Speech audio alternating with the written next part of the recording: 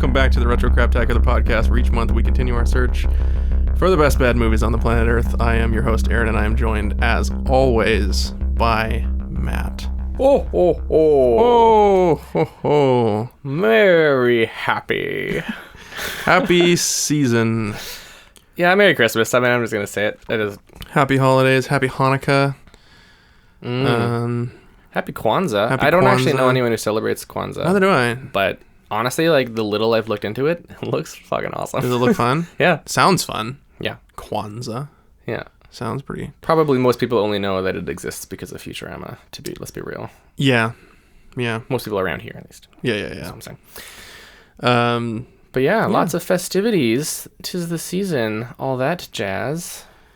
It is. I decorated already. Lovely. What was decorating like for you? Well, see, last year I put up a small Christmas tree. Right. I didn't take it down. It's just been in the corner. So your decoration So December was already 1st, there. I plugged it in. And then that's considered decorating. Wow.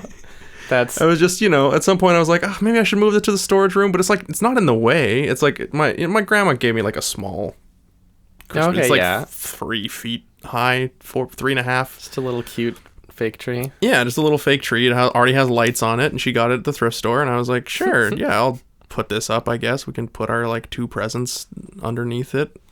Cute. Like, my parents have the tree. We're going to their house for Christmas. Yeah. Like, I'm not going to do anything with it. So anyways, and then around July, I was like, I guess it's stupid to put it away now. You're past the halfway mark. Past the halfway point, and we'll just keep it up. Oh, boy. Nice. Yeah, very different here. Our place is super decorated for Christmas. I noticed. Got a lot of lights. Yeah. Mackenzie has spent multiple afternoons going off and harvesting greenery. She does the organic greenery decoration thing. Yeah, every honestly, year. it's like a ton of decoration here, but it was very little money actually spent. Very little money, very little waste. All the lights thrifted. Nice. At the Yeah. thrift store, which was huge.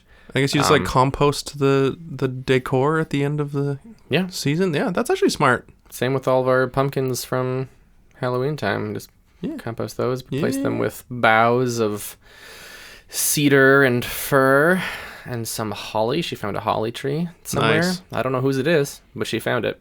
Oh, I think my parents have a holly tree.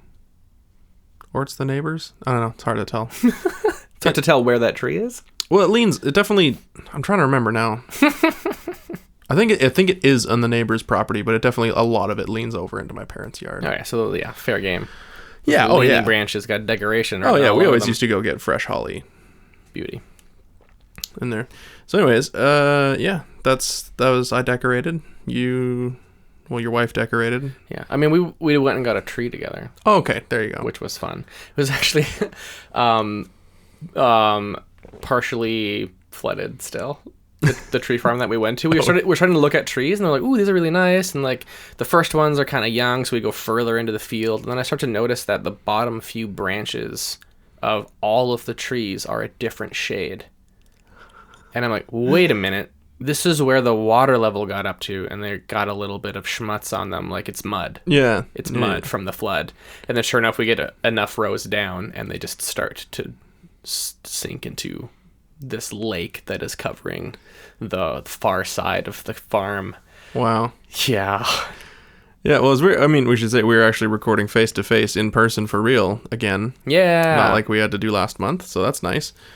But it was weird driving on the highway here. Like, it all looks pretty normal, except like the median, the ditch in the middle of the highway is still pretty full of water, and there's still farmland, fields that have a decent amount of water in them still.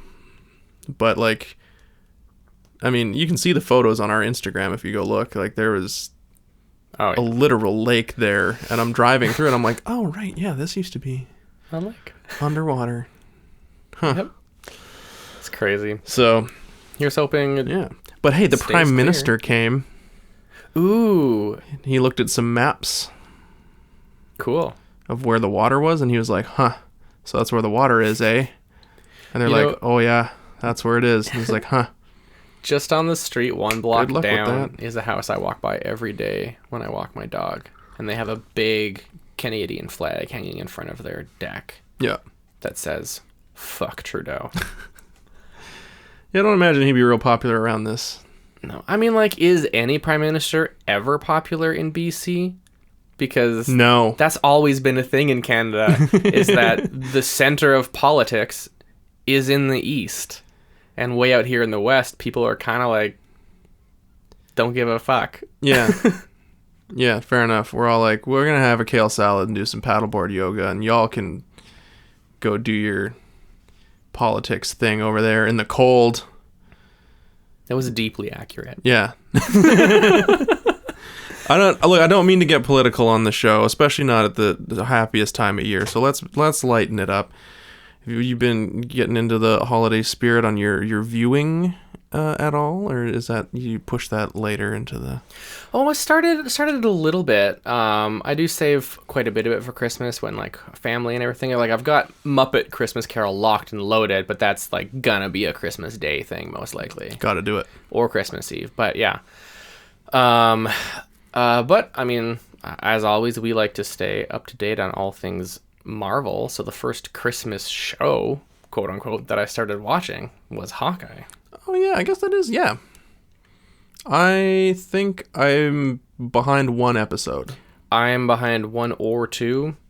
I watched when it came out. It came out with, I think, 2 episodes or maybe 3. 2 episodes, and I think there are 2 that have come out since. I've seen 3 episodes. Okay, so yeah, I think I've only seen 2, but honestly, I don't know what to make of it yet. The first episode, I was super on board. I love it when Marvel takes these characters and is like, they're human. Look, they're absolutely human. Yeah, he's got hearing aids. Yeah, which apparently is a thing in the comic that he was. I think so. Yeah, hearing the impaired. new. I think it's the Matt Fraction run on Hawkeye, which came out 5 years ago. I think 4 years ago. But yeah, it was like I really like it when Marvel does that. WandaVision was a lot of emotion and like dealing with grief and stuff, even though it was all superpower and magic and shit. Yeah. But with Hawkeye, it's so much better because it's like, hey, look at this Avenger. Remember how he's just a human? Yeah. And I love. We saw that he had a hearing aid, and Mackenzie was like, "Why does he have a hearing aid?" And I was like, "I don't know. He's been beat to shit." And then later on, when someone asks him, and then there's that montage of him being beat to shit, clips from the actual Avengers like, movies. All the explosions and everything going off. Like, yeah. I don't know if you know this, but explosions are really fucking loud. I've heard, pun not intended. Yeah. So I love that premise. I've just been like, here's one of the Avengers, the saviors of the world, is just a man, and he's trying to connect with his kids right now, and he's trying to deal with shit. And yeah, I was super on board. The second one, I started to kind of waffle a little bit, and so I'm not sure where it's gonna go. The third episode is really good. There's some unforgivable green screen driving. Oh, really? Unforgivable. They didn't pull out the budget for Hawkeye? Garbage. Like, I've seen people do better in film school. Uh-oh. Like shows on CBC have better green screen driving than fucking some of the shit that was in this third episode of Hawkeye. Yikes. I like, my jaw actually dropped when I saw one of the shots. I was like, oh my god, that is horrible. That's very unfortunate. So but yeah, the third episode has a lot of fun stuff. I think they're kind of trying to do like a Shane Black-esque, like, Christmas action movie romp kind of. Well, yeah, like it is dark and it is serious, but then they'll end an episode with a Christmas song kind of thing, and it is still reminding us like there is a bit of camp here. Mm-hmm. It is supposed to be enjoyable. But yeah, I know I like the blend. I'm interested to see where it goes. What do you think of Kate Bishop? Still haven't fully decided. I'm waiting for the character to feel more complex. Mm-hmm. I think. They're kind of trying to do, I think, a bit of like the bumbling, like, what's that? Like she kind of like fails her way out of problems. Oh, yeah. I know, You know what I mean? Yeah. Yeah. Like slips and falls, the gun goes off and saves her kind of thing. Yeah, like those types of things. So it's like, I would like to see her, but then she's also going like, oh yeah, I've been called like the greatest archer in the world, like by me.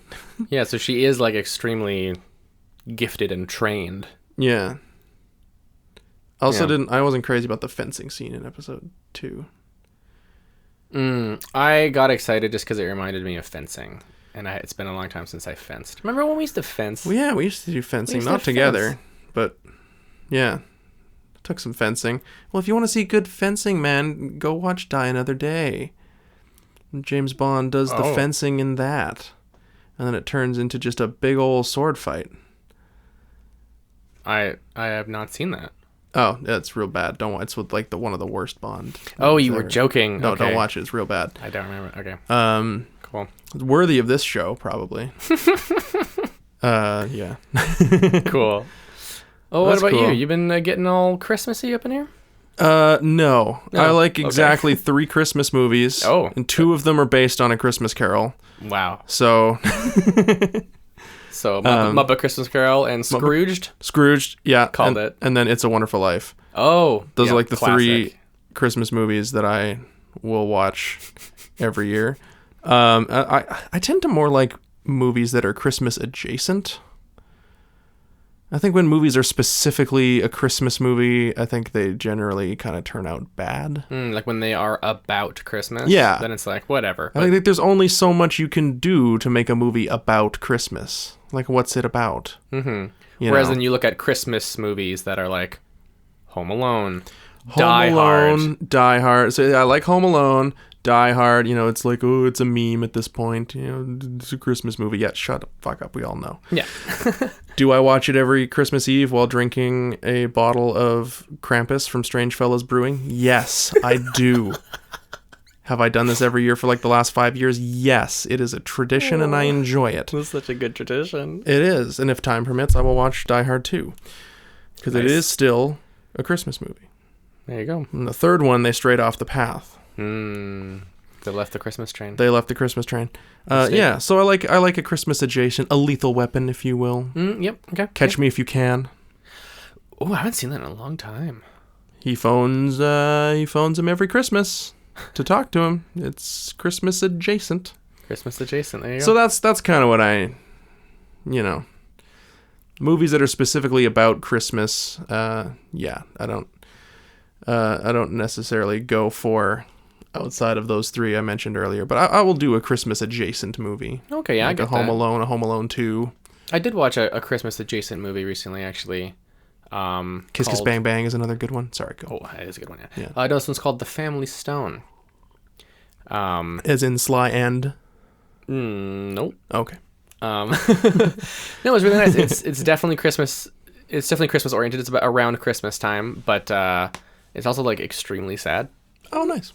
Like really upsetting. I think you should have sad Christmas movies. Absolutely. Christmas isn't happy for everybody.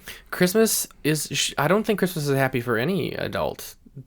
Honestly, let me clarify. Christmas is a mixed bag for every adult human, I think, because you grow up as a child with Christmas. Most of us, not all of us, obviously. Only speaking from my own experience here. I grew up with Christmas being a very special thing, full of tradition and family and love. And as you grow up, as your family grows up, people change, things change. Move away. Yeah. The dynamic of your relationship with everyone changes. And so you will never have that Christmas that you hold dear in your heart. Yeah, ever fair again. enough. You get married, then all of a sudden you got a whole another set of Christmas traditions. Split. It's split. Yeah, no, that's fair. So Christmas traditions die, they fracture. Sometimes they're reborn, sometimes they go away. And honestly, a part of Christmas is like almost like celebrating what is and also mourning what is lost. That's what Christmas is for me. Oh. That's kind of sad. Well, yeah, but Yeah. it's both. Yeah. Yeah. And so, I don't know, I really enjoyed this sad, heartbreaking Christmas movie with a really good cast. There's a lot of good actors in it. Who's all in it? Stars Diane Keaton, Oh, good. Rachel McAdams, Excellent. Dermont, Mr. Mulrooney. I can't remember his first name. I mean, Luke Wilson's also in it, but Nice. he's just Luke Wilson. Yeah. And oh shoot, the lead from Sex and the City. I can't believe I'm blanking on her name. Sarah Jessica Parker. Sarah Jessica Parker.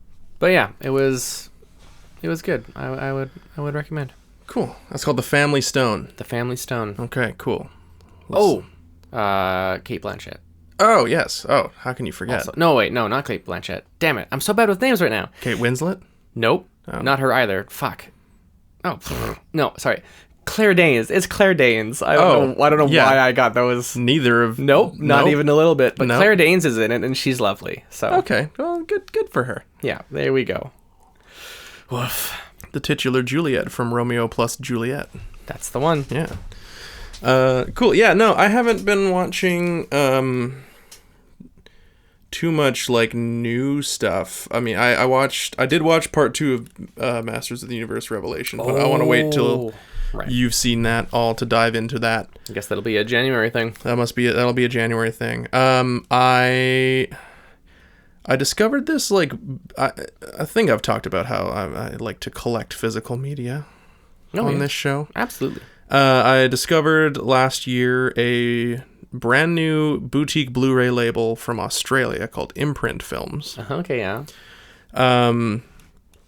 And they make very, very, very nice Blu-rays of some very, very wonderful, hard to find films, and then also just like some very strange, like, why did you decide that needed a boutique like Timeline starring Paul Walker and Gerard Butler? Oh, okay. Why did that need a boutique Blu-ray disc treatment? Like, I don't know. Very weird. Didn't pick that one up. But I've been picking up a lot of their stuff lately, and they just had this box set out called Collaborations, the cinema of Zhang Yimou and Gong Li. What? And it's these 8 films directed by Zhang Yimou? I can't remember. I watched one of the documentaries, and the guy said his name, like, I think it's Zhang Yimou. It's like one of China's most celebrated directors. He would be known in North America probably for Hero, the Jet Li movie. Oh. And House of Flying Daggers.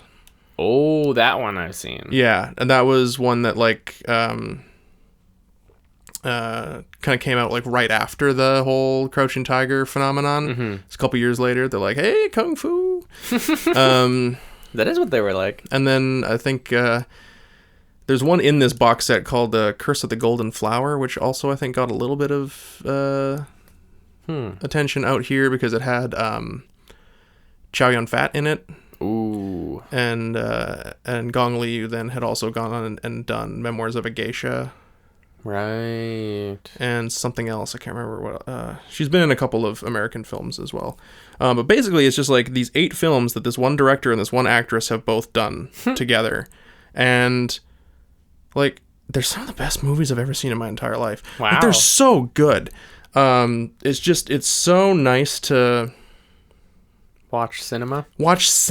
Yeah. Yeah, I got you, man. Like, I got you. It's just like, I'm speaking of like a real film nerd here, but it's just like, it's a totally different style of filmmaking. It's a totally different style of storytelling. Like, the first one I watched, I've been going in order, chronological order. The first one I watched was a movie called Red Sorghum. And basically the plot is, it's this woman who has been married off to this leprous owner of a winery. Okay. And he dies before she gets a chance to get there. Oh. She's getting carried in the little palanquin. Is that what? Yeah. They call it a sedan, I think. It's like carried by like 4 guys, 5 guys. Oh yeah. We're thinking of the same thing, I think. Yeah, and she's just like in there in a chair or whatever. So they carry her off to this dude. He literally traded a mule for her. Oh, yeah, one of those. Okay. And anyways, he dies and she inherits the winery. Wow. And then falls in love with one of the workers, the guys that carry the sedan for her, then also go and work at the winery. And she kind of falls in love with them, and it's this big historical romance that's sort of set against like the tail end of World War II in Japan and China. Like Japan invaded China as part of World War II. It was kind of set against that, and that is a bit where like the like rah go communist China elements sort of like trickle in at the end, because if he put that in, then he could get a lot of other stuff past the censors. Right. He was breaking new ground in terms of like having sex in his movies. Wow. You don't see it, but it's like implied and it's talked about, and it's like that wasn't really done in China, in Chinese cinema before then. Right. And what year was this? 1987. 87. Okay. Yeah. And it's shot beautifully. It does not look like a movie from the 80s at all. It looks, the transfer is super clean, very well done. Yeah, it's great. And the other thing is, it's like 95 minutes long. Oh, so it's a good tight runtime. It's a good tight runtime. I'm like, if this was made in North America, this would be like, oh, we need to make this a prestigious Oscar movie, which means it needs to be 2.5 hours long. Yeah. We need to stretch it out and do all this stuff. And I'm like, no, you can do a big historical epic, romance film in like 95 minutes. Still get home for dinner. And you still, like, you love all the characters, you get to know them. It's fine. You don't need to spend 2.5 hours on it. I think if it was longer, I would have liked it a lot less. But anyways, so I've been diving into that box set, and then I've also picked up some other individual titles from them. So that's been I haven't been watching anything new. I've just been going back to like the 70s. Watched a movie called The Brotherhood of Satan, which is great. Wow. Yeah. Well, that's Christmassy. It is not. No. Yeah, okay.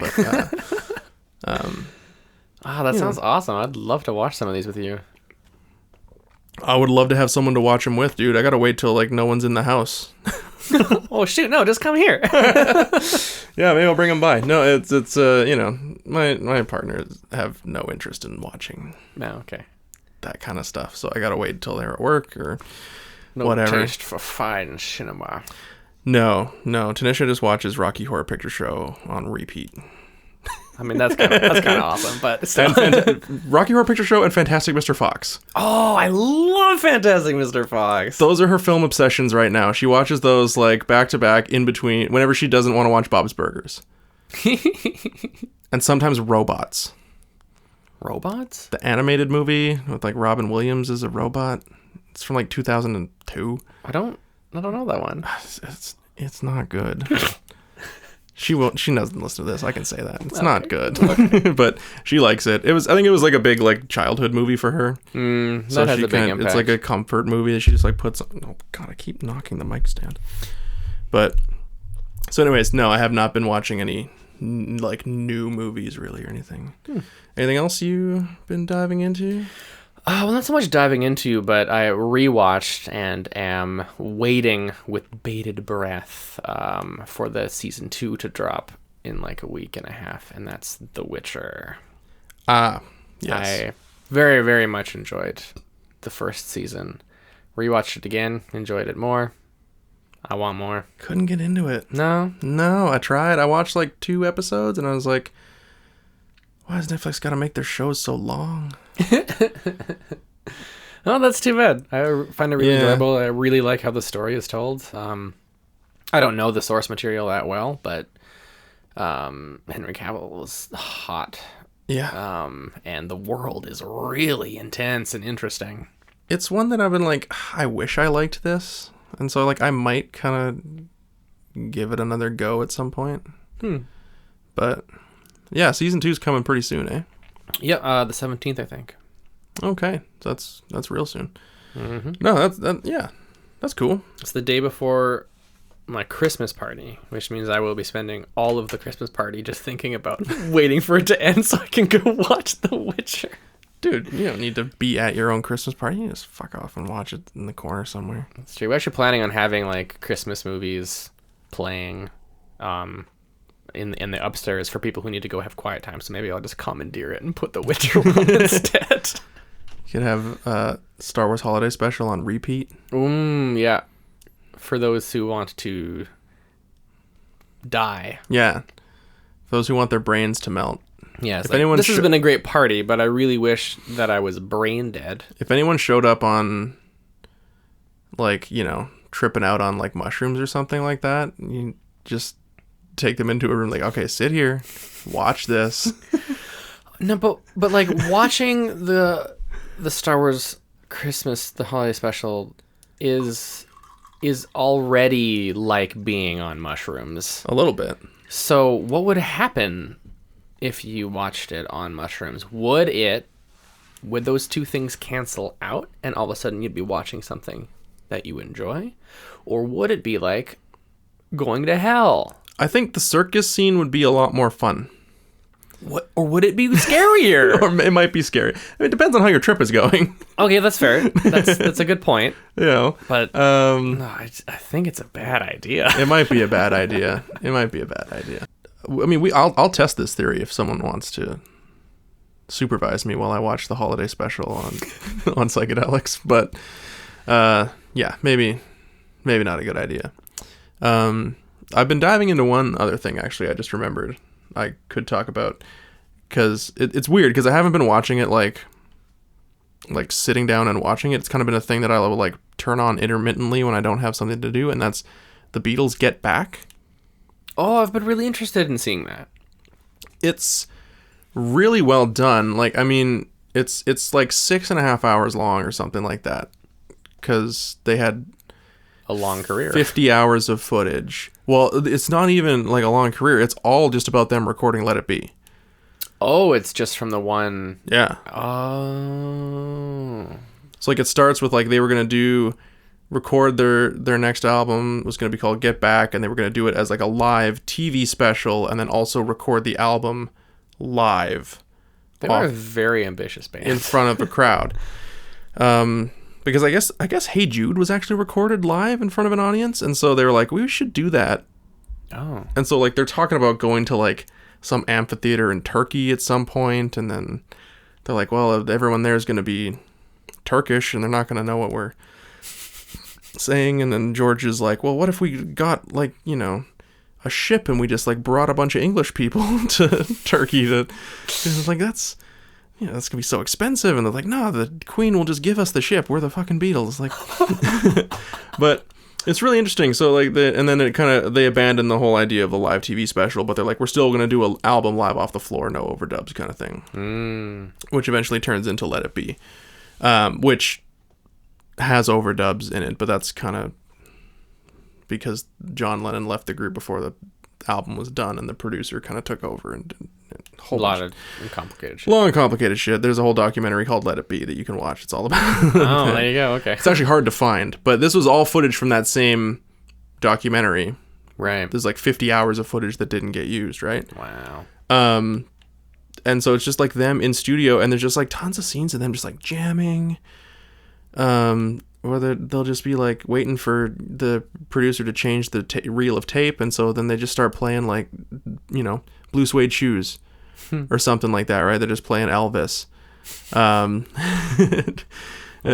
stuff like that. And this guy comes in.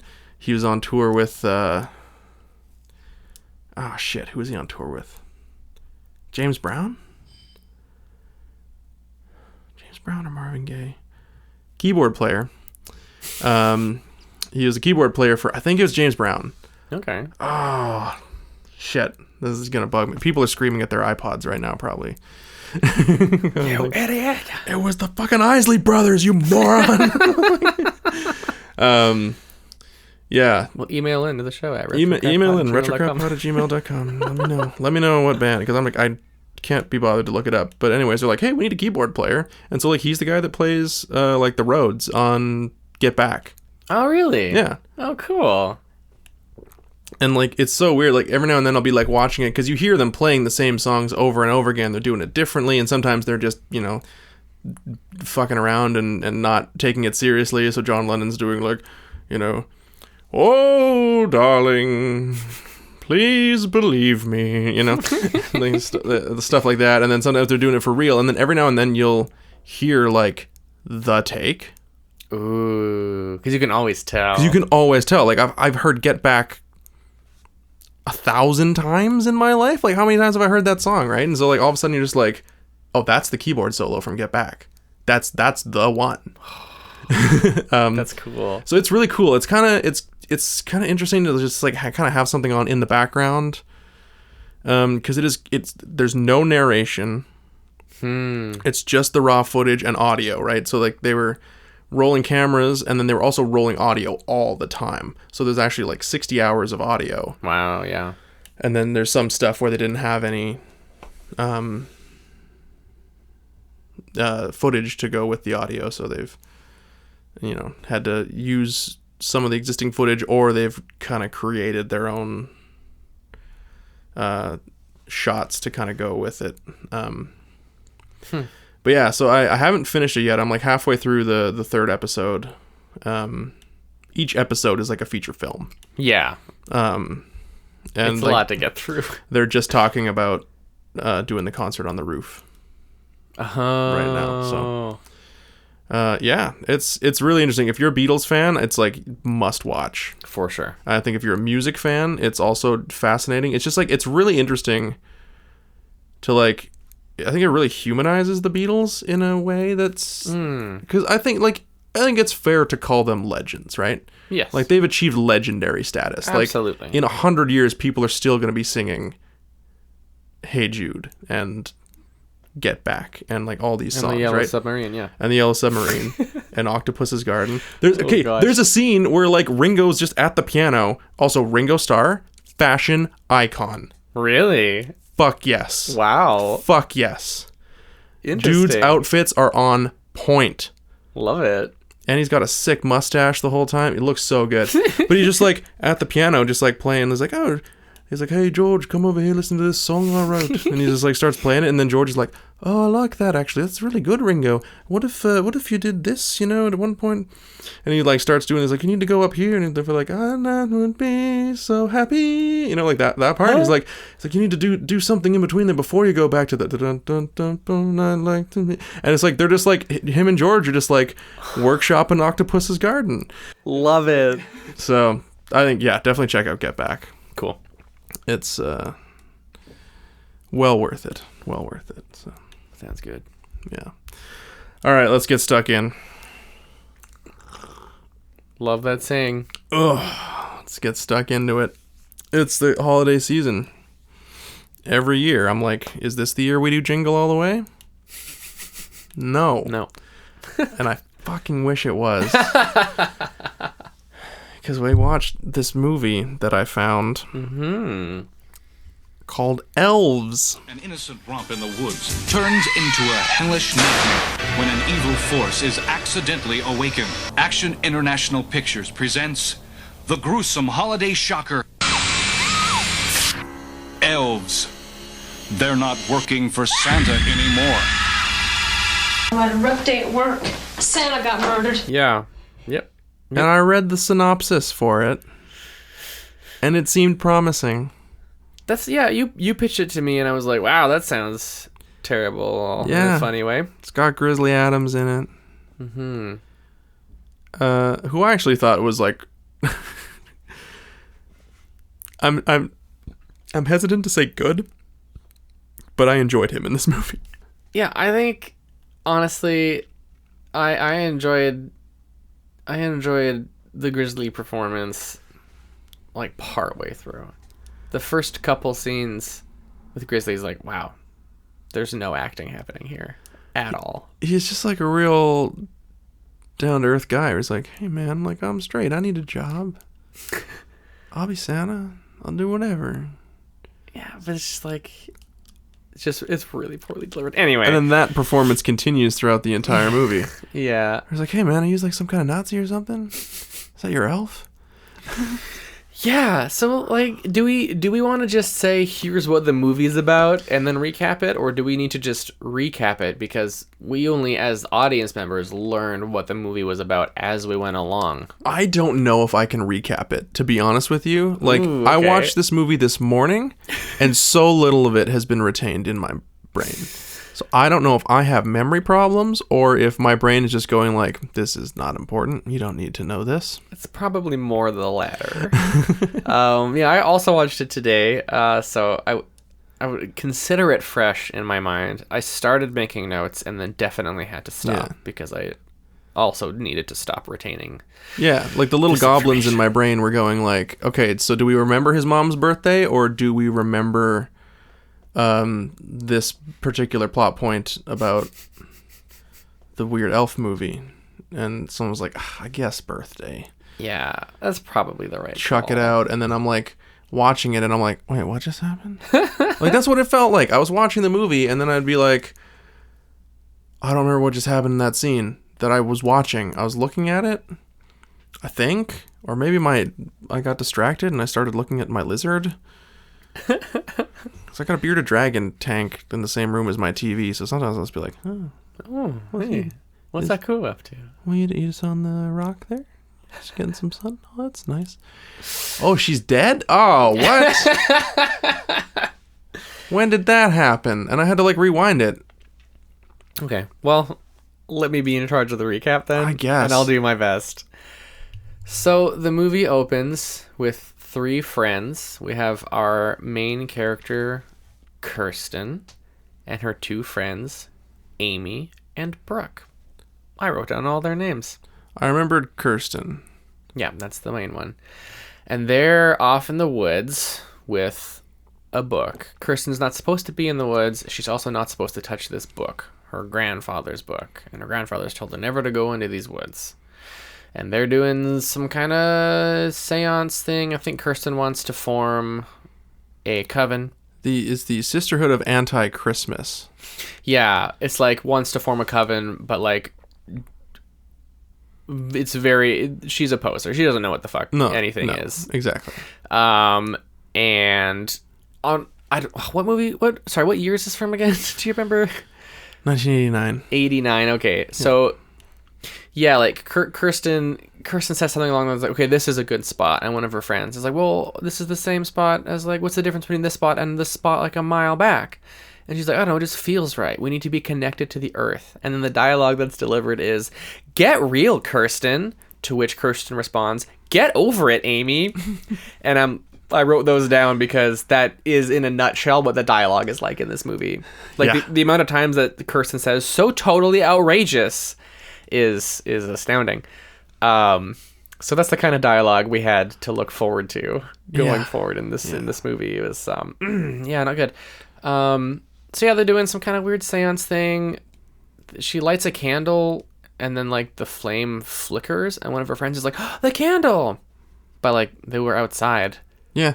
So Wind. that's what I thought. And then they all reached for it at once and somehow it broke. And then Kirsten cut her hand.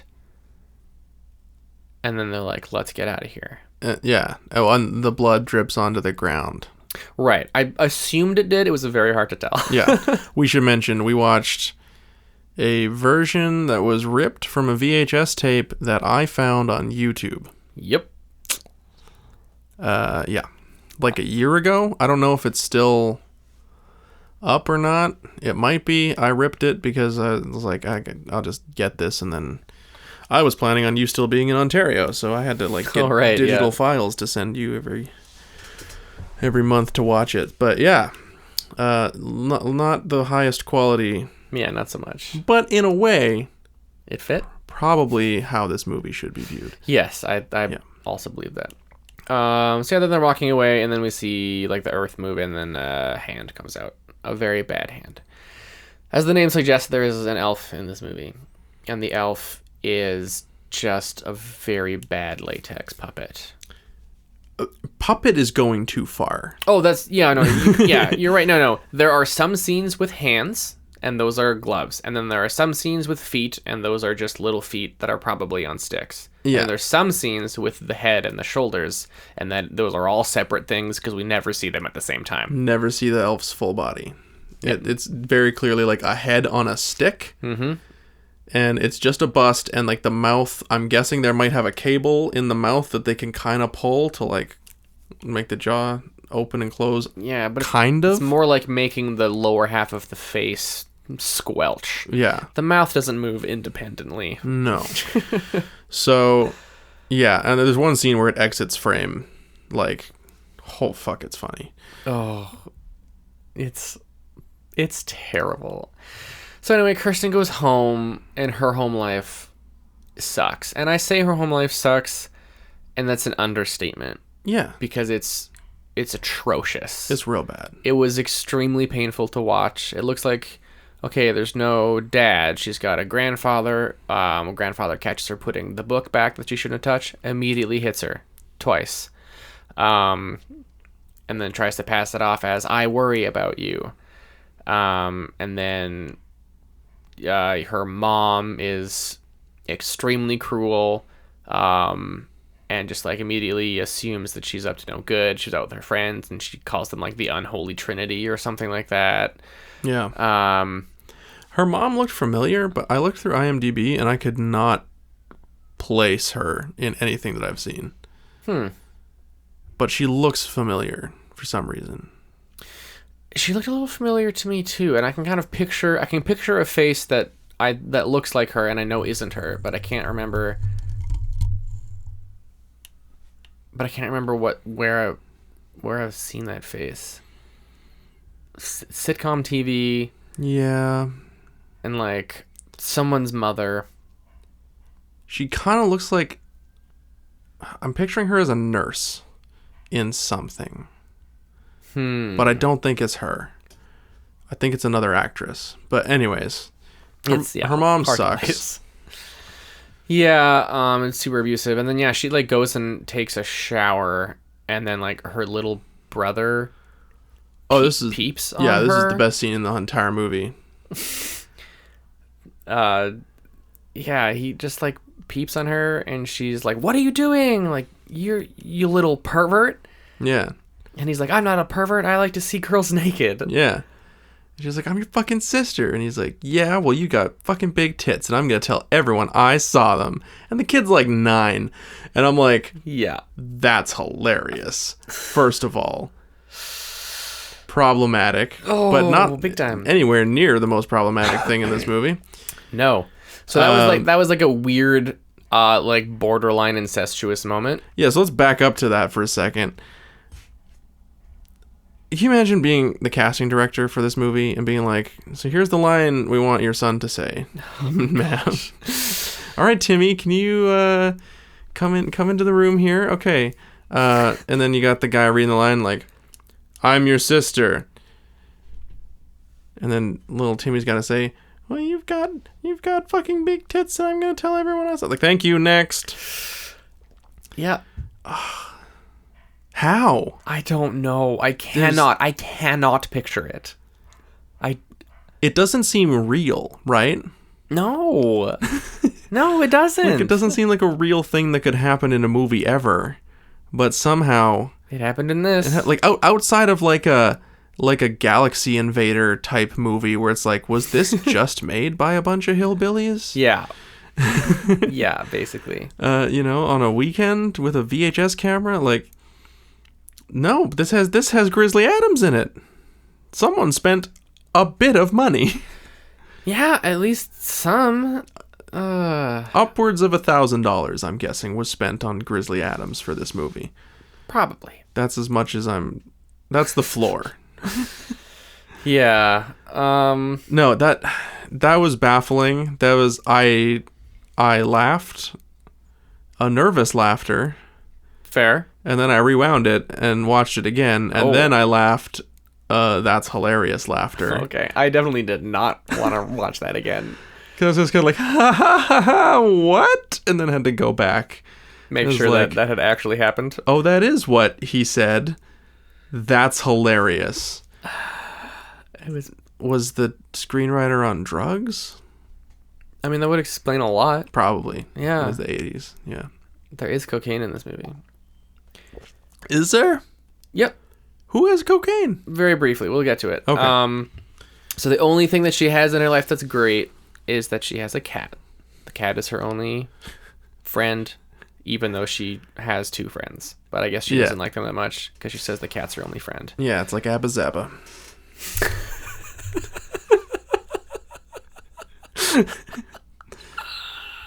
I'll put in the clip from Half Baked here so everyone knows what I'm talking about.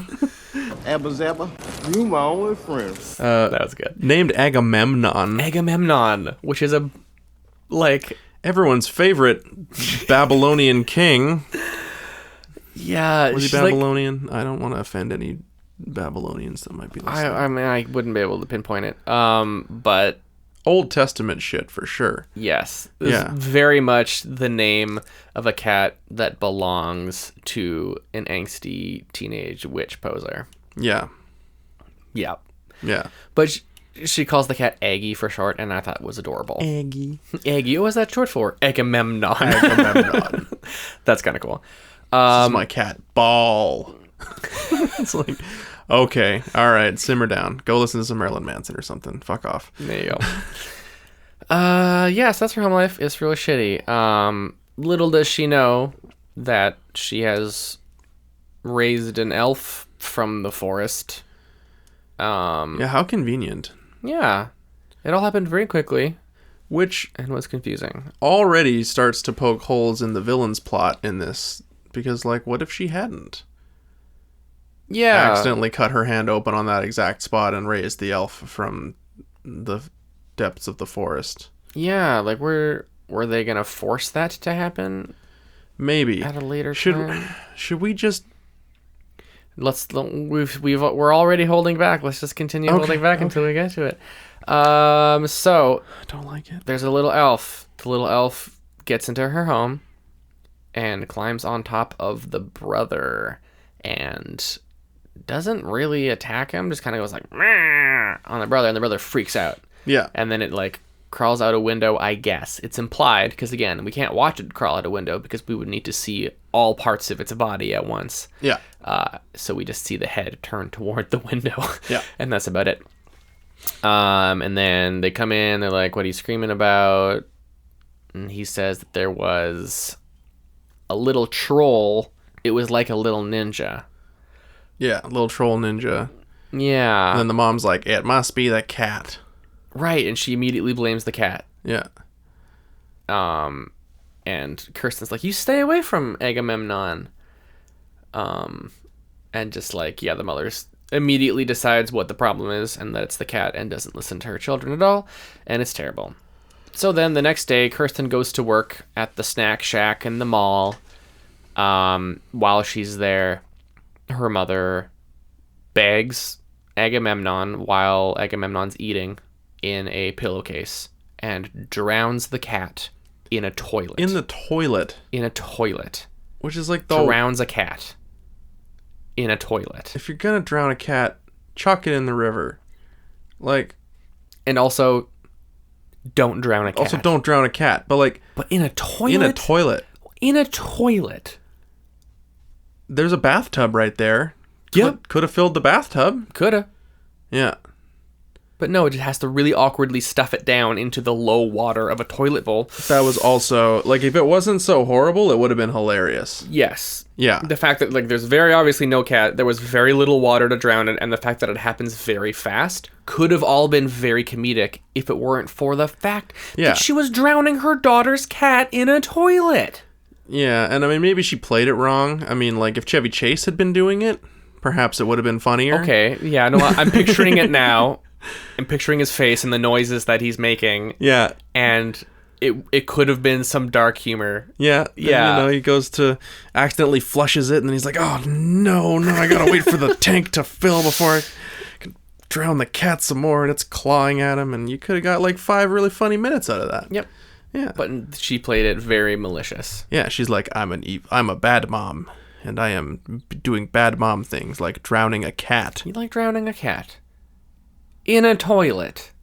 That's not even the most problematic thing that's in this movie. Nope, we'll get to it. So at the mall, there's a Santa, the mall Santa, that kind of stuff. And he's really bad.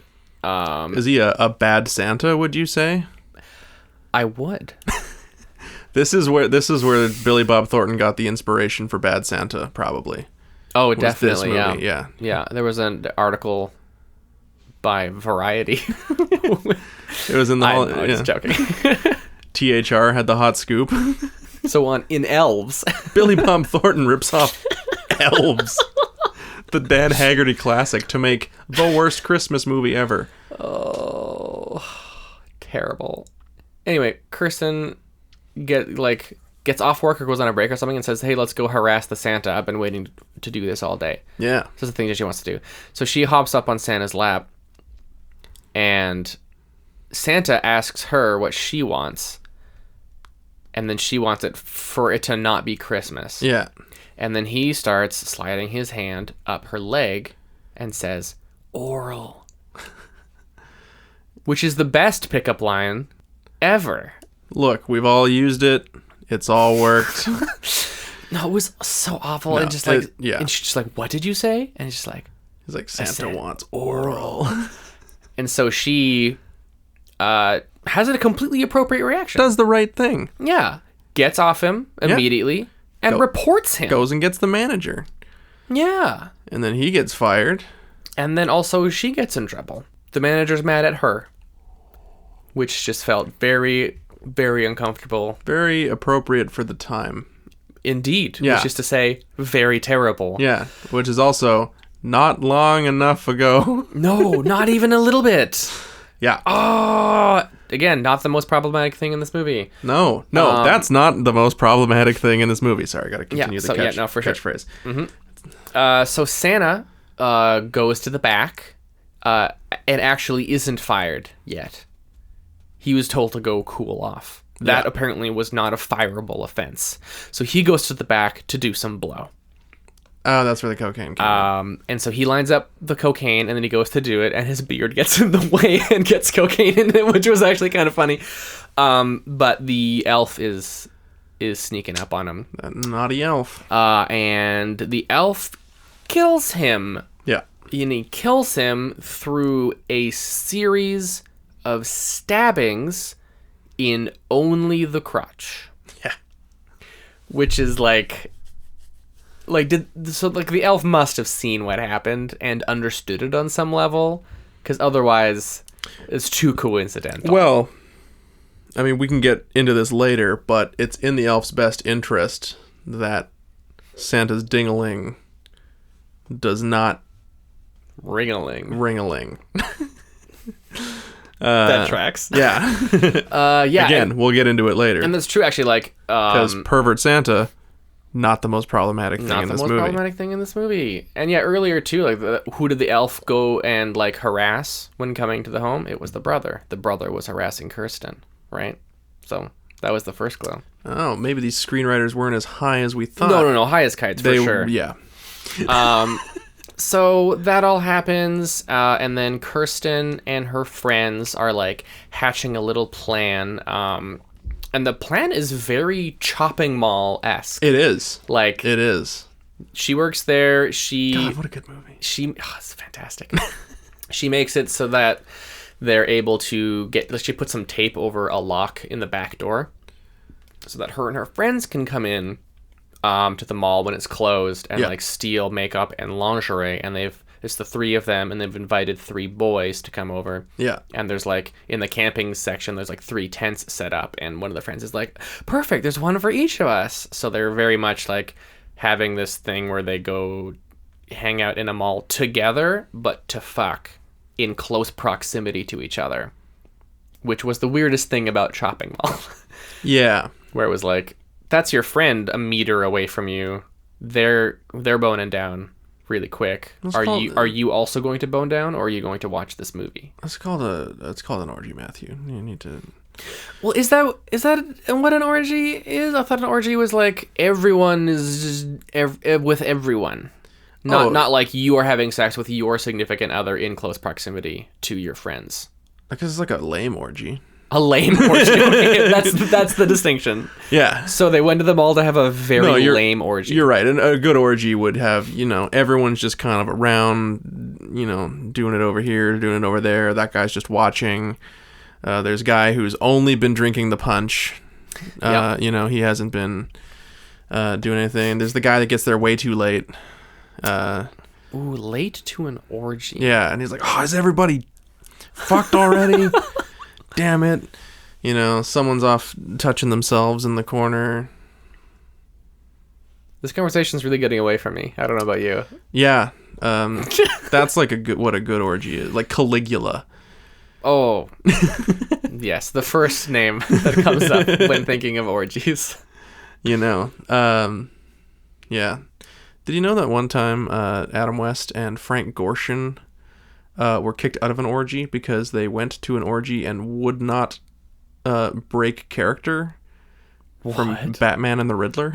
Actually? Yeah. They were asked to leave. I think it was a key party. Because they were just being their characters? They were just being their characters, and, he was going around, like, oh, there you are, Riddler, and, like, asking, concerned citizens if they had anything, and they're kind of like, Adam West, you're really bringing the vibe down in the orgy, man. We're trying to fuck each other here, and you're just like, come on. That's amazing. Yeah. Yeah. I love that fact. So anyways, yeah, lame orgy is going to happen. Yep, so lame orgy is going to happen, and then... David and Kevin and something. I don't remember. There was the poem, because she talks about how having these kind of experiences helps her with her poetry. This is Kirsten. Oh. And then one of her friends, I don't remember which one, Amy. goes, life is hard and life is long, and David's is thick and Kevin's is a yard. And then they walk out, and there's just a guy sitting there reading a book like, I'm not a pervert. I didn't overhear that. Yeah, it's weird. I might come back in another scene. Yeah. He's giving him the shifty eyes as they walk out, where he's like, you say dicks? What? Yeah, so yeah, Amy is super DTF.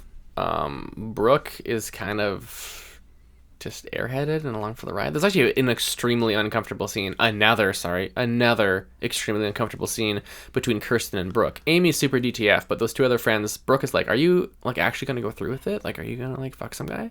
And Kirsten's like, no, I'm not going to do that with some dude I don't even know him. I'm saving myself for someone special. This line becomes ironic later. I'll come back later. But then Brooke is like, I don't know. I think it's easier to just go along with it. Like, she's basically saying, I would rather just fuck some guy I don't know than have any confrontation. Because she asks Kirsten, like, how do you not fuck some guy that you don't know? And Kirsten's like, say no. Yeah. Say no, I don't want that. Keep your pants on. And Brooke is like, that's too hard. Like, I would rather not have a confrontation and just get fucked. And my heart broke. You could leave. Yes. You could not go to the lame mall orgy. Yeah. Or you could go and steal the lingerie and then leave. Yes, absolutely. Get some free lingerie. Big part of me in this movie that just really wanted them to ransack the place and leave. Yeah. Where I was like, yes, just steal all the mall stuff. Happy steal Christmas. all of it. Ruin Santa's village. Yes, love it. Yeah. And then don't fuck the losers. Yeah. Piss in the lemonade. Yeah. Meanwhile, oh yeah, by the way, I forgot to say, her father has a very terribly fake German accent. Grandfather. Whoops. And so we cut back to him in his study that Kirsten is forbidden from, and more Germans show up. Yeah. And they're asking about Kirsten. And they want Kirsten. I don't remember the specifics of this scene. I was very distracted at how fake the German accents are. I have German cousins. They don't sound like this. No, I've been to Germany. I've heard we Germans both have. speak. Yes. And my Sarah. grandmother speaks with a very thick German accent as well, still. Yeah, that's true. But no, they show up and they're like, where's Kirsten? And her mom's like, she's sleeping over at a friend's house. And they're like, what friend? And she's like, I don't know, a friend. Terrible mom. And then they kind of blow the plot. Like, in that scene, don't they? Where they're like talking to the grandfather and they're like, what about the elf? Yeah, so it comes to like those German fellows know about the elf and Kirsten's important. I think that's all that comes up in that scene. I don't think we get everything. But they mention an elf. Yes. Yeah. They do know about the elf. Yeah. But again, I don't remember that scene super well anymore. It was terrible. Yeah.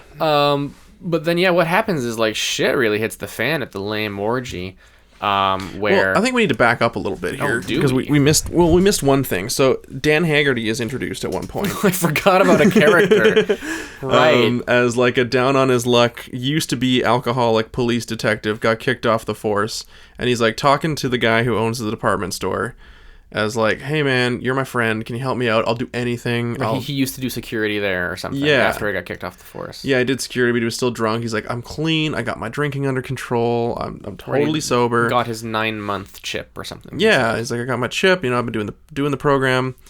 I'll do anything. I'll pick up trash, I'll be a janitor, whatever you need, I'll do it. And the guy's like, no, fuck you. Yeah, he's like kind of like you're welcome here anytime. Go to the snack shack, help yourself to a donut and coffee. Yeah. I don't have any work for you though. Yeah.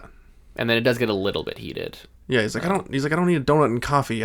He's like, I need a job. I want to work. I need a job. He doesn't want money. charity. He wants work. And so, he's having coffee at the place where Kirsten works. And they're kind of making small talk, and this was after Pervert Santa dies, and fucking the owner comes back. He's like, "Hey, you still want a job?" And he's like, "Yeah, dude, it's great. Come with me." And just like slaps the Santa suit on him, and he's like, "You're the new mall Santa." Yep. And honestly, one of my favorite things about the movie is that Kirsten never learns this man's name, and refers to him throughout the entire movie as Santa. Yeah. Which honestly is really funny to me. It's like Mike or something like that. I don't know. I don't remember. But she just calls him Santa. And Yeah. And he has like a bit of a beard and like slightly longer hair that's like combed back, but doesn't really look like Santa. No. No, he kind of just looks like Grizzly Adams. Yes, that is what he looks like. Hasn't changed his look ever. Right. But then he also there's a scene of him going back to his trailer and there's like an eviction notice on it. Yeah. And he can't get into the trailer. So he's like, I'm going to sleep at the mall. Yeah. And there's like a scene where he's like, he's been the mall Santa. He's got a kid on his lap and the kid like pisses his pants. And so he's like in the back, like trying to like dry off the kid's pee off his pants. And there's just like a chalk outline of where the last Santa died. Just like on the ground. Yeah. And he's like, life's short and then you die. And in between, they piss on you. Yep. And when he leaves the room too, he says to the chalk outline, like, "See ya, Tim," or something like that. Yeah. It's just like, okay, this man lives a sad life. Yes. That's too bad. Yeah. But, so anyways, yeah, he catches them in the mall, and he's like, all right, tell you what, quid pro quo. We've got a no-sum game here, right? Like, you don't mess anything up, don't break anything, clean up after yourselves, I won't say nothing. And if you don't say anything about me, like, we're all good. Mm-hmm. As they're like, all right, thanks, Santa. And as he's walking away, like, we don't believe in you anyways. And he turns around, and I thought this was the best line. He turns around and was like, what happened to the beautiful youth of today? Don't you believe in anything? And then just like fucks off. Yeah. That was a good line. That's true. And like that's what I mean when I say I like Dan Haggerty in this movie. Okay. Is like he's got this like blissful like whatever kind of. He's like, I have a good soul, but the world is a terribly cruel place. Yeah, he's like, I just want to eat some leftover donuts from the cafe or whatever and not be bothered by this lame orgy that these girls are planning. Yeah. Big time. And then there's another weird scene between Amy and Brooke where Amy's like, I came up with a great name for us. We could be called Masters Without Slaves. And then Brooke's like, oh, yeah. And then Kirsten's like, you don't get it, do you? She's like, no. Yeah. It's like, masters without slaves. Like, oh. Like, you don't get it, do you? No. And it's just like, oh, she's just like, I guess that's her character. Her character is like dumb and placid. Yeah. It's like, okay, so you are the dumb girl, you are the horny girl, and you are the girl. Yeah. It was bad. Yeah. There were no characters there. No.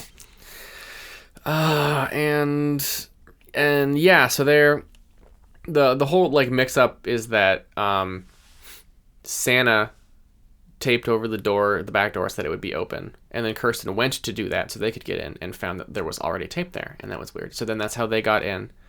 And then one of Brooke, the dumb one, removed the tape for some reason, and then Santa couldn't get in and was like, wait, what the fuck? And so he went and like found like a tire iron or something like that to try to break in. Yeah. And Kirsten sees Brooke holding the tape, and she's like, what's that? And he's like, oh, the tape from the door. And it's like, well, now the guys can't get in. And so she goes and replaces the tape. Santa comes back to break open the door and finds that he can just go in. But then he goes in and removes the tape again. Yeah. So that when the three horny dudes show up, they can't get in because the door's locked. And so they go to find a tire iron so that they can break in. Yeah. And that is apparently when the Germans show up to find Kristen. Yeah.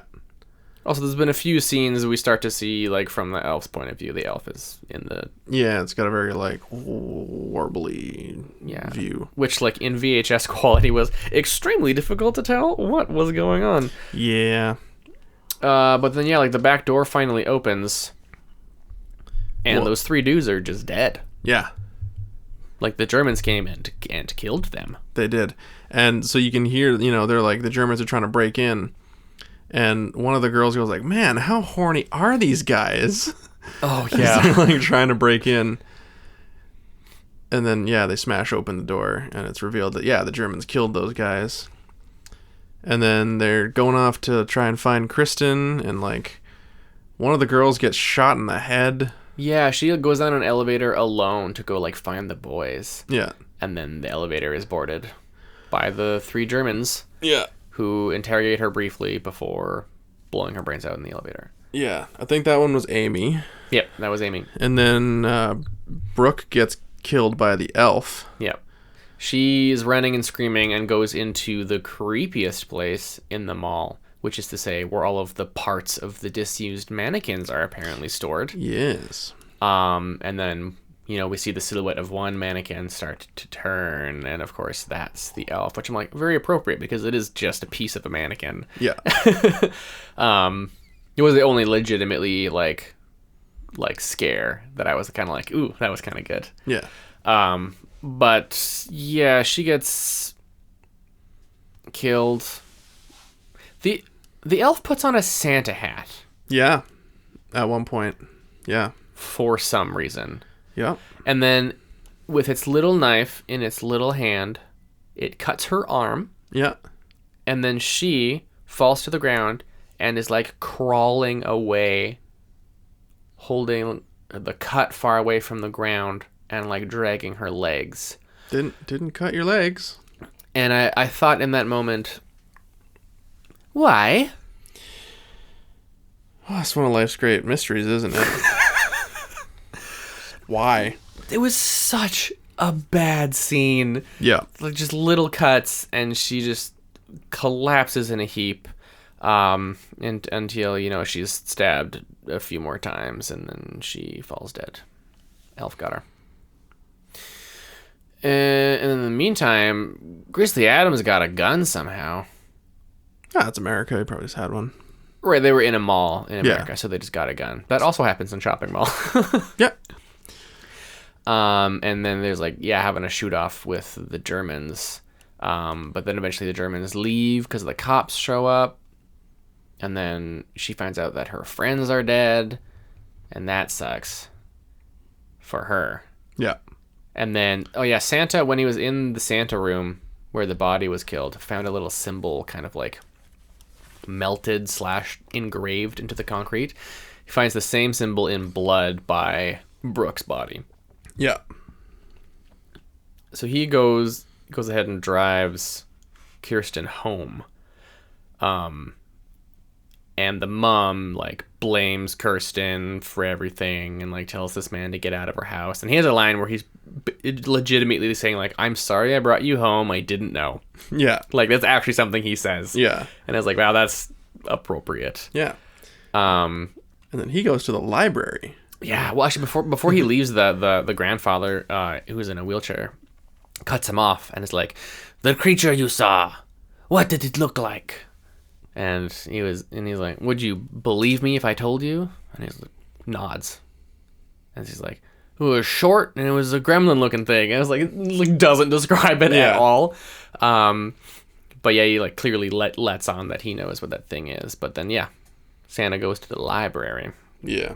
And he does his detectiving. He detects a lot. He detects. That was a great line too. I wrote that down. Oh.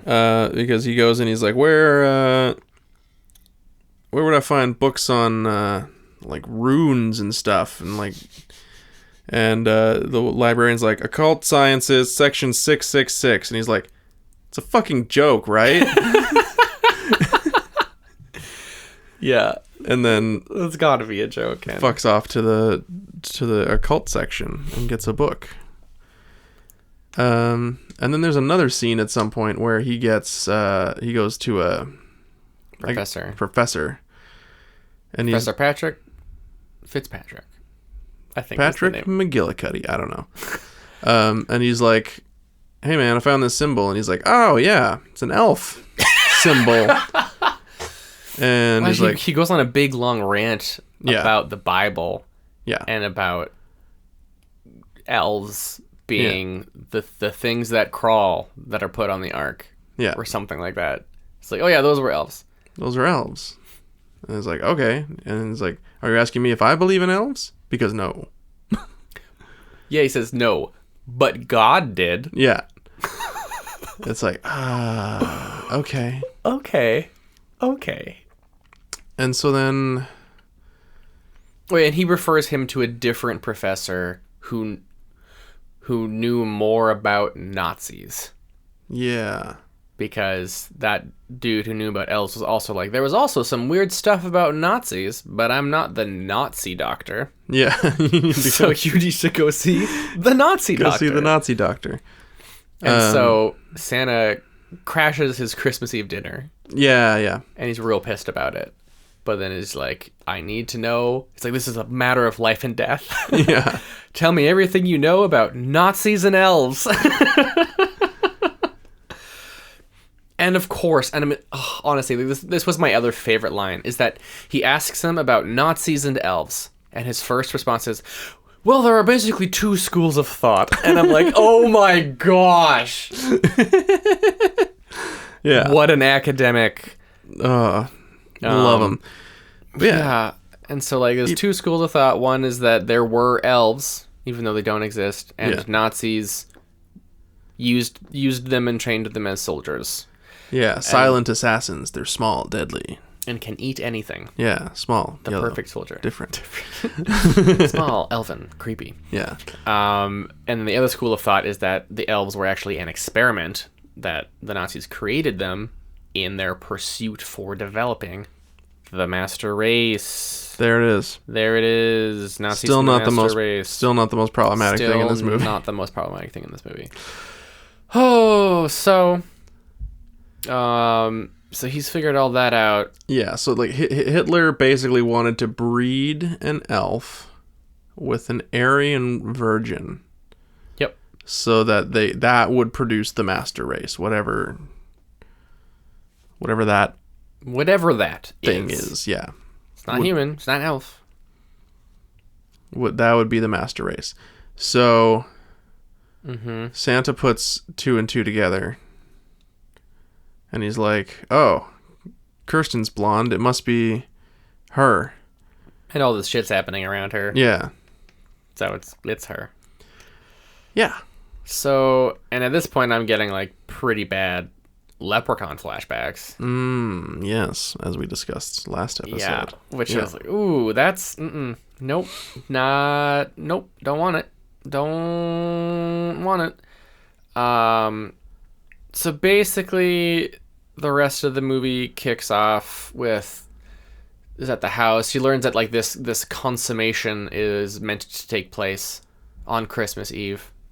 Yeah. For some reason. Well, because elves. Because elves, sure. And it's now Christmas Eve, and so Santa's like, oh, fuck, I gotta go. I love how the tagline for this movie, too, by the way, is, they're not working for Santa, ... anymore. But these elves have nothing to do with Santa or Christmas at all. No. Yeah. This doesn't even need to be a Christmas movie. The only reason they're called elves is because it takes place at Christmas. And the only reason it takes place at Christmas is because they're called elves. But really, like, this could have been a solstice thing. Could have been the middle of fucking July. Like, yeah. Could have been like, oh yeah, they need to consummate the thing underneath the 4th of July fireworks. Yeah, one could say that this basically, in essence, was not at all a Christmas movie. Yeah. Not a Christmas movie. Yeah, so then the elf shows up at the house, as well as the Germans, which we now know are actual Nazis. I was having issues earlier where it's like, oh, they're Germans, so they're being treated like Nazis, and that's a problem. Turns out they're just Nazis because this was made in 89. Yeah. And it's a Nazi plot to create the master race and all that kind of stuff. And it's like, okay, fine. And yeah, shit's going wrong, and Kirsten is like upset, and the mother says, I talked to the police. Turns out you weren't lying to me about your friends being murdered at the mall. Which, like, that's not an apology. But Kirsten runs and, like, hugs her mother, who doesn't hug her back. Yeah. And is just like, it's been so hard. I'm so afraid. I wish my dad was here. Which, like, we don't know much about her dad at this point. No. Like, from that line, it sounds like she used to have a dad, and the dad left or died. Yeah. But, in fact, she's never met her dad, and her dad's never been in her life. Except... he has. The mother reveals that your father is here. He's downstairs in the study. Yeah, go talk to him. And she's like, I don't understand. And as the audience members, we're like, I hope I don't understand. Really hope I don't understand. But her grandfather is all... have you seen Chinatown? It's that. It's Chinatown. If you've seen Chinatown, it's that. Her grandfather is also her father because he needed to keep the Aryan bloodline pure. Well, dear listener, we've come to the most problematic thing about this movie. I was tempted to do the joke and be like, that's still not the most problematic, but no, it is 100%. Yeah, no, it's terrible. I don't know how you get more problematic than that. Let's not think about it. Okay. That's not worth thinking about. No. So, and so, like, she does go talk to him about it, not right away, but, like, and he's just like, I took no pleasure in it, like, your mother didn't suffer, she was drugged and put to sleep, and she's like, holy shit, like, don't tell me this. It's the most problematic thing in this movie. That's the most problematic thing in this movie. I mean, all of it is that him and his Nazi friends put his daughter under so that he could impregnate her to create Kristen for an elf to fuck. Like, yep. Oh, no. Merry Christmas, everybody. Christmas, and to all a good night. This is the Christmas episode.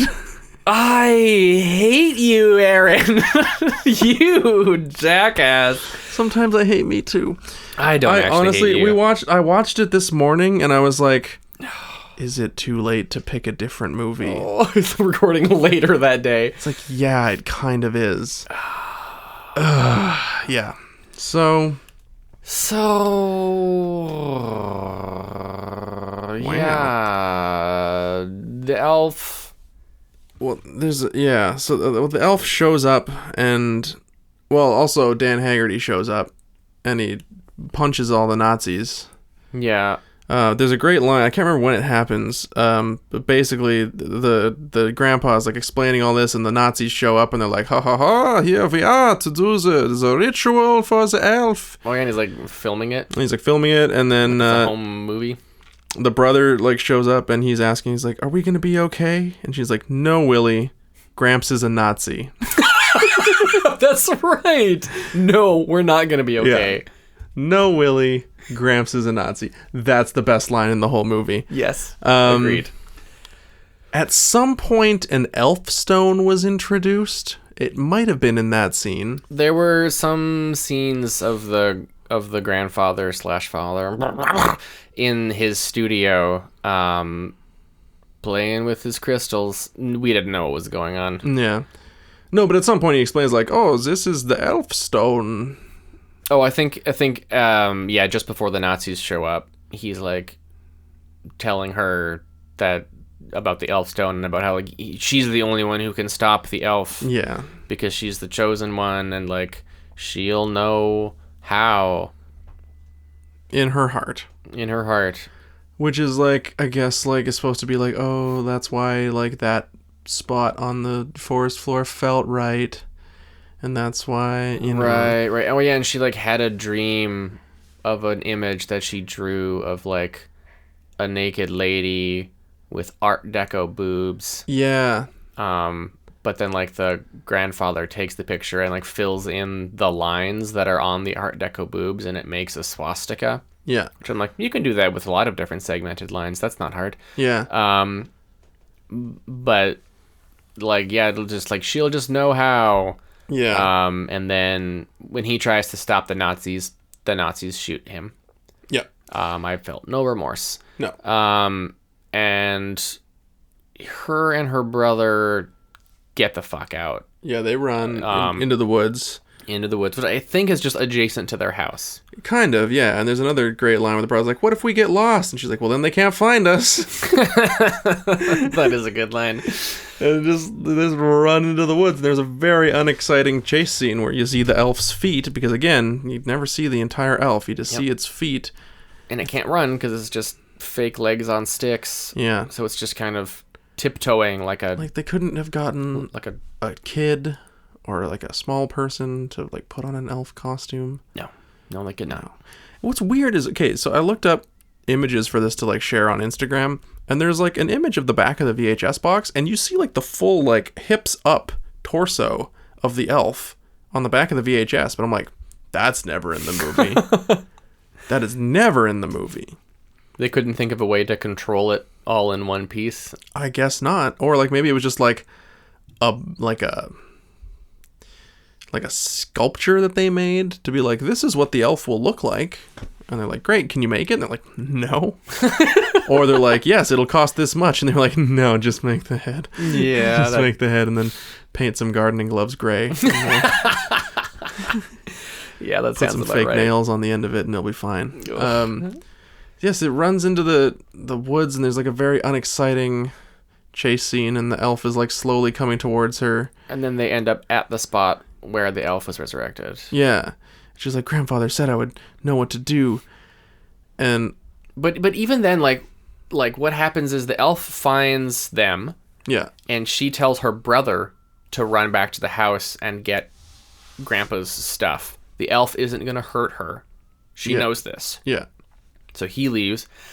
And then the elf comes up to her and, like, I guess tries to seduce her. It's like reaching towards her. And, like, strokes her cheek or something. Yeah. Oh, it was weird. It was cringy. It was cringy. There's a lot of cringy shit in this movie, though. But yeah, the little boy gets back into the studio where all of the dead Nazis are, and starts looking around the grandpa's place, and all of a sudden, Grizzly Adams is like, take this crystal to your sister, go now! Which is great, because then the dumb kid didn't have to look for anything. Yeah. And then he books it back, immediately gets lost in the woods, by the way. Yeah. And starts calling for Kristen's name, and Kristen says, I'm over here. And then she's still there with the elf, and the elf starts to kind of slink back as the brother comes. And she's like, it's okay, come give me the crystal. And then she's like, Grandpa said I would know what to do. And then she has like the mental image of that picture that came to her in the dream. And that naked lady is holding a goblet. And so she takes the crystal and in slow motion stabs it into the ground. And I'm like, what the fuck did the goblet have to do with anything? Yeah, I don't know. Well, into the hole where the elf was resurrected. She like lunges forward and like stabs it into the hole, and it like immediately explodes in like a whole bunch of sparks. Sparks everywhere. So like that actress definitely lost a hand. Oh gosh, yeah. Like, yeah. And like the whole forest, I guess, explodes. Well, so that explodes, and then everything gets wibbly wobbly. Yeah. In a big way. Huge way. And smoke starts coming. Money-saving way. Oh, big time. Smoke starts coming out of the eyes and mouth of the elf. And it kind of like starts melting back into its hole. And then everything's wibbly wobbly. Everything's Get back wibbly in wobbly. your hole, Yeah. they said. Yeah, exactly. Yeah. And then the brother and sister are like kind of like huddled against a tree, and then I guess fall asleep. And then a little drop of moisture lands on her nose and wakes her up. And then her and her brother wake up. Completely dead forest. Yeah, all dead. Entire forest is dead. And there is a lot of German lore about elves being tied to forests and like dark forests and being really creepy. German elves are terrifying. Well, that's cute. Just throwing that out there. They did some research. That's nice. Yep, there's this really old German opera song about an elf. And basically the whole song is just about a dad riding through the dark woods during like a storm trying to get to the town, and he's got his boy on the back. Yeah. And an elf starts coming up behind them. And the boy's like, Dad, fuck, there's a fucking elf.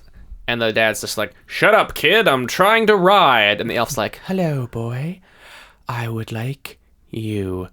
And the boy's like, there's an elf, it's getting closer. And the dad's like, I'm trying to concentrate. This is, of course, all sung in opera in German, and it's hauntingly beautiful.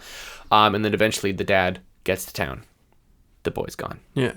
That's the whole thing. And he's like, there was a gremlin on the wing of the plane. That's exactly what it's like. Which, yeah, that made me think of this. But yeah, so then the whole forest is dead because the elf is dead. Yeah, and it's snowing, though. Oh, yeah, and it's snowing. It's the first snow of Christmas. Fuck! Gotta arrange this differently for We'll next set time. it up for the next episode. Yeah. So, yeah, that's... And that is how it ends, right? Well, yeah, but then, like, over the credits... That's right. There's like what I assume is the fetus. There's a fetus. It starts with a heartbeat. The credits start, and then the image of a strange fetus I don't like it. is there, and it lasts for a very long So time. long. I don't like it. So it's like when the little boy ran back? Presumably when the little boy ran back and they were left alone in the woods. That happened. So you know what this means. The Elf 2. We gotta watch Elves 2. Is there an Elves 2? No. Oh, thank fucking goodness. No. Coincidentally, though, Netflix just released a series or a movie called Elves. Oh. Which I think is like kind of Germanic in nature. Is It's it? about like elves trying to kill a family that are like on Christmas vacation. They're like, we rented this cabin. And then the elves are like, ha ha ha, murder time. Oh, no. So...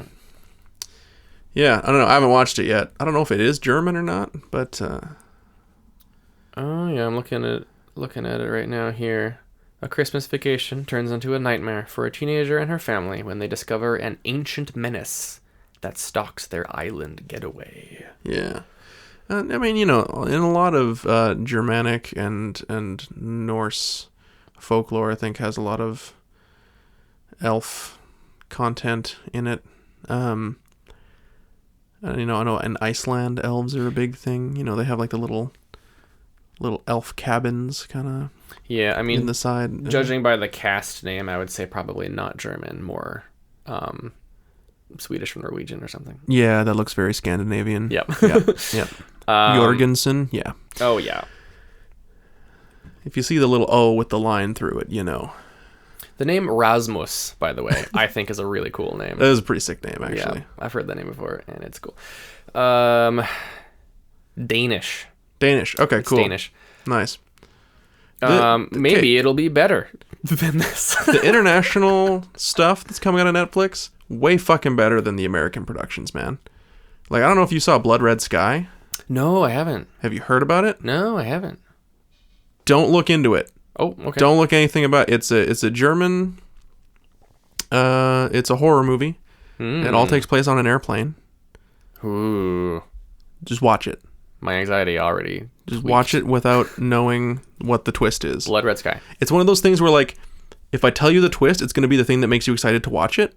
But also, I feel like it's way better if you go in without knowing the twist. Cool. I mean, that's how I prefer to watch movies. I knew the twist, and I still enjoyed it quite a bit. Okay. But I'm like, oh, I could see how if you're watching this and you don't know what it is, when it happens, you're going to be like, that's what this fucking movie's about! What the fuck? Cool. I'm looking forward to it. Blood Red Sky. Yeah, if you're in the mood for something scary, like, or I mean, not scary, but like, you know, in the horror realm, Cool. that's what you do. And it is a German movie, but about half of it is in English. Oh, okay. Yeah. Cool. Because it's on an airplane, so there's all kinds of people on there. Yeah, that makes sense. Yeah. So, anyways, it's a much better movie than Elves. I believe you. Everything is a much better movie than Elves. I believe think you. we've found the new low. So here's a question then. Yeah. What would you rather watch, Elves or the Star Wars Christmas Christmas special every time. Me too. Yeah. Well, would you rather watch Elves or Hollow Man? Hollow Man. It's Hollow Man. It's Hollow Man. Oh, no. It's Hollow Man. This is a brand new low. It's less problematic than Elves. Yeah. Which is... Wow. Yeah. Which is... And, like, Hollow Man is problematic, but you can, like... I don't want to use the term forgive, but, like... It's believable. Kevin Bacon is the villain, so his actions, like, they are horrible, but, like, you understand that they're supposed to be horrible because he's the villain. Yeah. You know? It's not like, oh, he's a good person, and now that he's invisible, he's raping his neighbor. It's like, no. He was always bad. He was always a bad person. And now he's able to And now he's able to rape his neighbor. Yeah. So it's like... Oh, I hate that movie. Yeah, it's real bad. But someone put a gun to my head and was like, you're going to watch Hollow Man or you're going to watch Elves right now. Which one is it going to be? I'm like, fucking put on Hollow Man, I guess. Hollow Man, yeah. Because at least it ends with revenge. Yeah. Which is great. Yeah. So... Elves is... I don't think we need to bury the lead at all. It's one big pile of shit. One big pile of shit. That is one big pile of shit. But do the critics agree, Matt? Honestly, I really hope that this gets the lowest rating of any movie that we've seen, but I doubt it will because the lowest rating that we've ever got is very low.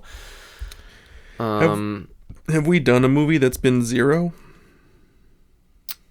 I don't remember actually. I don't have all of... fuck. Okay, well, once again, we have no tomato meter. Oh, okay. Because there's only been 4 reviews. Because I guess only 4 people bothered to review this movie. I don't blame anyone. They're all bad. Good. They are 1 out of 5, 1 out of 5, 2 out of 5, 0 out of 5. Okay, yeah. 0 out of 5. Yeah. There is an audience score, though, if you want to try and guess the audience score. It's far too high. No. It's not above 50, is it? It's not above 50. Okay. But it's far too high. Is it like 42? No. 36. No. 28. 29. 29. Still too high. Still too high. Yeah, no. Like 2% because there's a couple of funny lines. Yeah. 2%. That's what I would give it. Yep. There's no way that Captain America gets a lower score than this. No. And the Captain America had like 8. Yeah, I mean, well, to be fair, this didn't even have a rating. Right, yeah, so, yeah. So, you know. There's that. I would say 0 out of 5 for sure. 0 out of 5 for me too. So horrible. I wish we were watched Reindeer Games again. Yep. Same. Yeah. And that was terrible. It was terrible. But at least it's... Like, here's the thing. It's got Ben Affleck in it, so you're going to be entertained somehow. Whether he's good or whether he's bad, something fun is going to happen. For better or worse. Yeah. You'll be entertained. Like Dogma. Yeah. Oh, Dogma's great. But like Ben Affleck in it is like all over the place. Yeah, he is. But this is a bad movie. It is so bad. I'm so sorry. Again, like if I had watched it like a couple days ago, I would have been like, don't watch it. We're doing Jingle All the Way. just don't bother. Yeah. Oh well, here we are. We did it. We watched it. Mm-hmm. It's an hour and a half that we can't get back. Yep. At least it was relatively short. That's Yes, all I can say. At least it had that going for it, like an hour and a half. Yeah. Wow. Merry Christmas, Aaron. Happy Hanukkah to you. Enjoy the winter solstice. Is it the 21st or the 22nd? I always forget. That's one of those two. Yeah, okay. If it gets dark at like 3:30, it's that day. Yeah, that's... Wow, I don't even know. I think you just gotta pull the plug. I gotta do a palate cleanser when I get home. Like, I gotta watch something else. Yeah, I definitely need to watch something tonight, too. Yeah. Anyways, that's been the show for this year. We did it. Oh, yeah. Yay. What a way to go out. We got something big planned for January, though. I always like to kick off the year with a bang. And it's a good one. Do I know what it is? It's a real good one, and I definitely also am not looking it up on my phone right now. We are going to watch Super Mario Brothers, the movie. Oh, no. Yeah. We're going to do it. Oh, no. It's going to happen. We got a fun year coming up, actually. I planned another little mini series. You know how we did the super spooky summer this year? Yeah. We did like 3 horror movies in the middle of summer. Oh, that's fun. We're going to do a trilogy of Canon films. Okay. So Canon Film Studios, they brought us everything with Chuck Norris, everything with Charles Bronson, all that kind of good stuff. The Delta Force. That's, the first one that came to mind. Missing in action, those kind of things, which I don't know if we've covered a Canon film on this podcast yet. Really? I feel like we may have, but I'm struggling to think of what it is off the top of my head. Anyways, this has been the Retro Craptacular for the year. If you want to find us on the internet, it's real easy. linktr.ee/retrocrappod. All of the shit is there. We're talking Instagram. We're talking Facebook. We're talking Twitter. We're talking all the Spotify and the YouTubes and all that good stuff. It's all there. We have a Patreon. There's some stuff on it, some commentary, some bonus episodes, some those two things. If you ever felt like you wanted to watch a movie with us while we ignore you, yeah, you can download a commentary track. Yeah, Rise of Skywalker was the last one we did. We should do another commentary. Absolutely, we should. For the year. We do about one a year. We also did David Lynch's Dune. We did Dune, yeah, and we did The Phantom Menace. Oh yeah, that's right. So we should do we should probably do Roadhouse at some point, right? Like a Roadhouse commentary track? Yeah, probably. Yeah. Yeah. If you're looking for a movie to watch this Christmas, watch Roadhouse. Don't watch Elves. Do not watch Elves. Yeah, anyways, it's also super cheap to sign up to. It's cheaper than all the Disney Pluses. They just upped their prices. Oh yeah, they did, didn't they? Fucking, we knew they were gonna do it. Yeah, They're like, it's super cheap, and then they're like, just cranking it up. And Netflix is fucking way too expensive for the shit they're putting out. Yeah, I wonder if they're doing that because everyone is sharing accounts. Like, how many accounts do you pay for on your own? One, exactly. It was two, but now I split my Disney Plus account with one of my partners because they have Disney Plus and they never use it. Oh. And they were like, do you want to just use mine? Perfect. And I was like, yeah, because I was trying to update my credit card on Disney Plus, and I couldn't. I just couldn't find the thing. And they kept sending me emails, be like, update your payment. And I clicked on it, and it went to a thing, and I couldn't do it. It's annoying. And I was like, well, I might just not have Disney Plus tomorrow. And then they were like, just use mine. I never... Yeah, because I have access to Netflix, Disney Plus, Amazon Prime, and Crave. Oh, yeah. I pay for none of them. I used to watch... You don't split it with anyone? No. I used to have access to Crave because we were splitting it with my girlfriend's mom, or like, splitting it. She had it as part of her cable package, but Right, yeah. it stopped working, and I don't know if she. Yeah. So, anyways, yeah, I pay for Amazon Prime, Oh, cool. and mostly that's for like I want 2-day shipping. Yeah. The streaming service is just a perk Yeah, because it's not, on ordering stuff online. It's not a good streaming service either. No, there's some good stuff. Yeah. There was that movie with Andy Samberg where he's stuck in a time loop. Oh yeah, Palm Springs. Yep. Yeah, that was good. I really enjoyed that. That was good actually. I like Yeah. that a lot as well. I forget the lead's name. Shoot, I always forget her Christina Milioti? Kristen Milioti? That That sounds right. The yeah. mom from How I Met Your Mother. Yeah, that's right. Yeah. Yeah. The titular mother. The titular mother. So anyways, our Patreon's way cheaper than that. You probably wouldn't even That's what we were talking about. probably wouldn't even notice if you signed up to it. So, but we would. We would. And it would mean the world to us. Everything. Yeah, everything is on there. If you're into VHS collecting, we got the Retro Shoptacular. You can buy some stuff. We're running a sale for Christmas. That's right. That's right. So yeah, those are all the ways you can support the show. We'll be back in January with Super Mario Brothers. Oh yeah. And until next time, keep watching crap like Elves. But don't. But don't. Yeah. Better crap.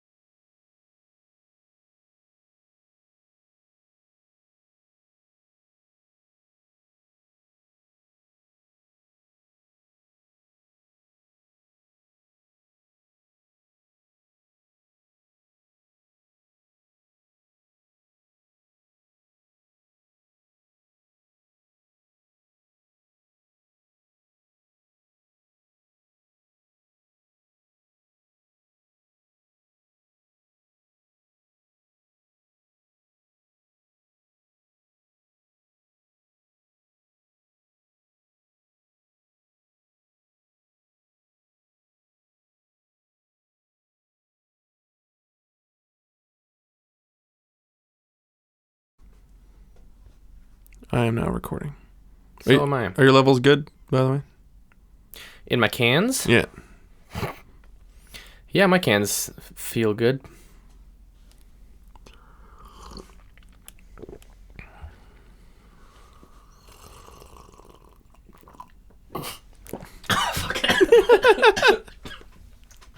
Mistake. I have ruined my throat for the episode now. Good. Ready. We always needed a sexy truck stop waitress type voice on this show, I thought. Like a... Yeah, so elves. You want a Salisbury steak? You want a cup of Jawa juice? Yeah, I do. You're drinking it. I want to go to Star Wars Land. Actually, I want to go to the Star Wars Hotel. There's a Star Wars hotel? There's a Star Wars Hotel. It's called Galactic Star Cruiser, and it's built to be like a completely immersive experience. So, like, there's no windows. There's, like, LED screens that make it look like you're in space. Fuck. Like, you could fully just go roleplay that you're in the Star Wars universe? They encourage you to. They give you clothes that you're supposed to wear while you're there. Really? Yeah. Oh my gosh. And it's like $1,500 a night. Yeah. So that tracks. So, yeah. Okay. Thank you for bringing me back to reality. But I'm like... huge price tag. I'm like... honeymoon. Oh, goodness. You know you found the one when. Baby, will you go to the Star Wars Hotel with me? Yeah.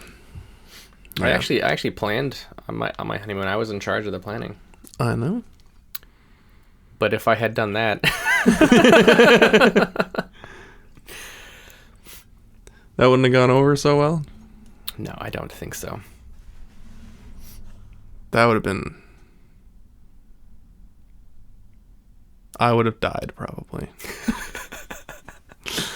Oh, I can't imagine. Ugh.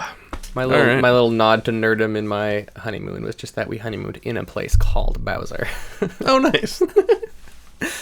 I was Where like, the fuck is there a place called Bowser? on the island. There's a tiny town called Bowser. Great. And there's like a sign for like the Bowser Regiment. Like they have some sort of military station there that I'm like, it's all Koopas.